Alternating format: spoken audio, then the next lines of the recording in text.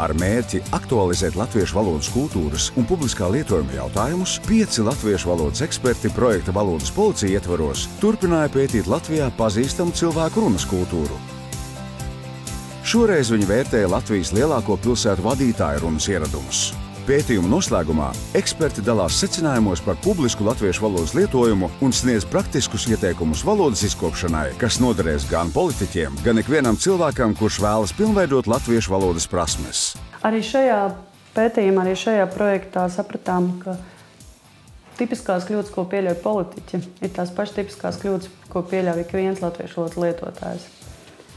Un, manuprāt, ir ļoti svarīgi pievērst uzmanību šīm kļūdām un savā runā par šīm kļūdām domāt, un ne tikai runā, arī tekstveidā. Šī sabiedrības daļa ne ar ko ļoti īpaši neizceļas ne pozitīvā, ne arī negatīvā nozīmē. Domāju, ka mums visiem kopā vienlīdz nopietni jātiecas pret šo valodas jautājumu. Ko mēs šeit tomēr redzam, ka daudziem pašvaldību vadītājiem ir tāds runas palaks. Viņi, kad sāk tos teikumus, tad īsti nepabeidz vienu, sāk jau otru, trešo, un tā tas aiziet. Protams, tas neatiecas uz visiem. Labāk neizteikties gudri, bet izteikties pareizi. Jo, piemēram, kad es dzirdu nepareizu svešvārda lietojumu, piemēram, kaut vai skrupulozi vietā skan skurpulozi.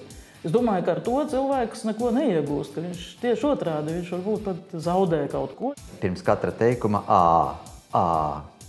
Šī āināšana, kas ir ārkārtīgi sarunās ar mūsu fonētikas speciālistiem, mēs vienojāmies, ka latviešu valodā nav nekāda pamata šādai āināšanai pirms katra teikuma. Tas ir ļoti tipiski tieši Amerikas angļu valodai. Tas, ko es ieteiktu darīt, ir jebkuru runu, jebkuru tekstu izlaist caur tādu kā filtru, proti klausītāju filtru.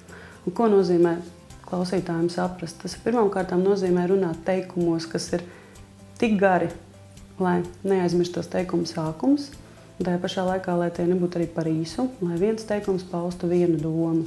Noteikti vajadzētu atrast kādu mazu brītiņu arī valodai. Vismaz atcerēties kaut ko, vismaz kaut kur piefiksēt kaut kādu parazītu vārdiņu. Atkal es to lietoju, tas nav labi.